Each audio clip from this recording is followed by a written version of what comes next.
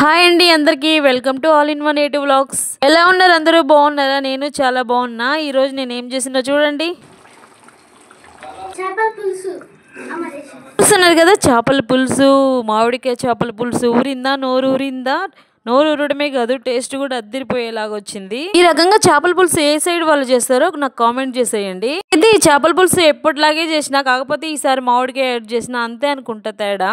అంటే మన సైడ్ ప్రాంతానికి ఒకలాగా చేస్తారు కదా, అందుకు అన్నమాట కామెంట్ చేసి చెప్పమన్నా. ఈ దరిద్రపుడు చికెన్ కంటే చేపలే మంచిది మన ఆరోగ్యానికి, కానీ మా పిల్లలు అంత ఇష్టంగా ఈ చేపలు తినారని చెప్పి చికెనే తీసుకొస్తారు. కానీ ఈ రోజు ఎందుకో నాకు చేపలు తినాలనిపించింది. అందుకే మా ఆయన మార్కెట్కి వెళ్తే వచ్చేటప్పుడు తీసుకొని రమ్మని చెప్పినా తీసుకొని వచ్చిండు. ఈ మామిడికాయ ఏమో ఒకటి తీసుకురాలేదు, మొన్న హాస్టల్లోకి పచ్చడి చేద్దామని చెప్పి చాలా మామిడికాయలు తీసుకొచ్చిండు. అందులో అన్నీ అయిపోయిన తర్వాత ఒక 4-5 తీసి ఫ్రిడ్జ్లో పెట్టిన, అందులో ఇంకొకటి చేపల కూరలో వేస్తున్నా. ముందైతే చేపల కూరలకి ఉల్లిపాయలు టమాటాలు నీట్గా కడిగి ఒక సైజు ముక్కలుగా కట్ చేసుకొని మిక్సీ పట్టుకోవాలన్నమాట. నేనైతే ఇంతకుముందు ఇట్లా పట్టను, వాటిని కొంచెం ఫ్రై చేసి ఆమెను మిక్సీ పడతాను అనమాట.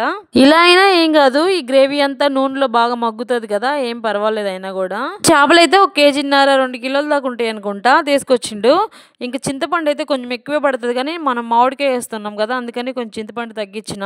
ఈరోజు అయితే మట్టి గిన్నెలో చేస్తున్నా చేపల పులుసు. ఎలా ఉంటుందో ఏమో మరి, చాలా మంది అంటుంటారు కదా మట్టి కుండలో ఇట్లాంటి పులుసులు అలాంటివి బాగుంటాయని. ఇంక ముందైతే కొంచెం నూనె వేసి ఉల్లిపాయలు పచ్చిమిరకాయలు కరివేపాకు అల్లం వెల్లిగడ్డ పేస్ట్ వేసి బాగా వేయించుకోవాలి. ఇంకా తర్వాత ఉల్లిపాయలు పచ్చిమిరకాయలు ముందు పేస్ట్ పట్టి పెట్టుకున్నాం కదా, ఇంకా ఆ పేస్ట్ని ఇందులో వేసేయాలి. పచ్చివాసన పోయేదాకా ఏగనివ్వాలి, ఎందుకంటే కొంచెం టైం పడుతుంది అది పచ్చివాసన పోయేదానికి. అప్పుడే ఒకేసారి కూరకు సరిపడా కారం పసుపు ఉప్పు వేసి బాగా కలుపుకోవాలి. తర్వాత చింతపండు ఉంది కదా, దాన్ని బాగా కలిపి ఆ గుజ్జునంతా తీసి ఇందులో పోసుకోవాలి. కొంచెమే పోసుకోవాలి, మనం ఎంత కూరకి ఎంత పులుపు సరిపోద్దని, ఎందుకంటే మామిడికాయ కూడా వేస్తాం కదా, అందులో పులుపు కూడా సరిపోద్ది. చేసేదైతే చేపల పులుసు అనమాట, చేపల ఇగురు కాదు.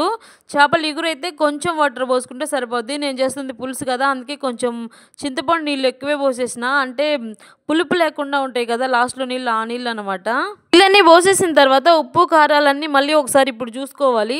చూసుకొని అది బాగా మరిగిన తర్వాత ఆ మరిగేటప్పుడే చేప ముక్కలు కూడా వేసుకోవాలి. చేప ముక్కలన్నీ వేసుకున్న తర్వాత ఇంకా మనం తీసుకున్న మామిడికాయ ఉంది కదా, అది కూడా ఫైనల్గా కట్ చేసుకొని వేసేసుకోవడమే. చేపల పులుసులో మామిడికాయ ముక్కలు వేసినామంటే చేప ముక్క ఉడికిందో లేదో ఈజీ మనకు తెలుసుకోవడమే, ఎందుకంటే మామిడికాయ ముక్క ఉడికితే చాలు, ఇంకా చేప ముక్క ఉడికిపోయినట్టే. మామిడికాయ కూడా తొందరగానే ఉడికిపోద్ది కదా. ఇంక దీన్ని ఇలా మూత పెట్టేసి వదిలేసి మనం మసాలాకి రెడీ చేసుకుందాం. వచ్చేయండి. మసాలా కోసం కొన్ని మెంతులు ధనియాలు చెక్క మొగ్గ ఇవి వేయించుకొని పక్కన పెట్టుకోవాలి. అవి చల్లన్నాక తెల్లగడ్డ ఎండు కొబ్బరి కూడా వేసి మిక్సీ పట్టేసుకోవాలి. మిక్సీ పడితే నాకు అంత ఇష్టం ఉండదు, రోల్గానే ఉంటే రోట్లో వేసి దంచుకుంటే మసాలా చాలా బాగుంటుంది.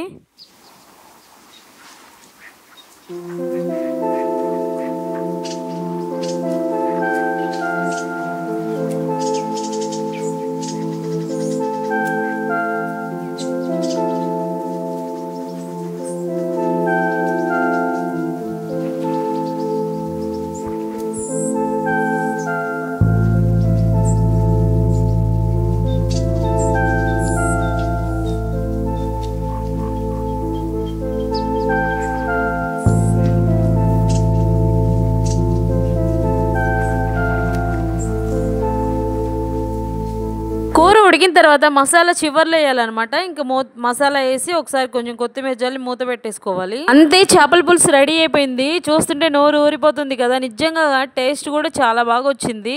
ఆ మామిడికాయలు కూడా వాటిల్లో పులుపు అంతా కూరలోకి వచ్చేసి అవి కూడా చప్పగా బాగున్నాయి తింటుంటే. అబ్బా, ఈ వేడి వేడి చేపల పులుసు ప్లేట్లో వేడి వేడి అన్నం వేసుకుని దానిపైన ఈ పులుసు పోసుకొని తింటుంటే ప్రాణానికి హాయిగా ఉంటుంది కదా. మళ్ళీ చెప్తున్నా, ఈ రకంగా చేపల పులుసు మీలో ఎవరైనా చేయకుండా ఉంటే ఖచ్చితంగా చేసుకోండి. టేస్ట్ అయితే చాలా బాగా వచ్చింది. ఇప్పుడే ఈ వీడియోని ఎవరైనా కొత్తగా చూస్తుంటే కొంచెం సబ్స్క్రైబ్ చేసుకొని మాకు సపోర్ట్ చేయండి. అలాగే ఆ పక్కన గంట సింబల్ ఉంటుంది, దాన్ని కూడా అట్ట కొట్టండి ప్లీజ్. ఉంటా, బాయ్.